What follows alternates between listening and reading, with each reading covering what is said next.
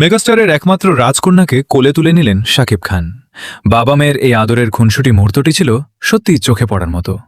প্রথমবার মেয়েকে কোলে নিয়ে শাকিব খানের মুখে ফুটে ওঠে এক অন্যরকম আনন্দ ও উচ্ছ্বাস। দুই ছেলে সন্তানের পর এবার কন্যা সন্তানের বাবা হওয়ার আনন্দে ভাসছেন মেগাস্টার শাকিব খান।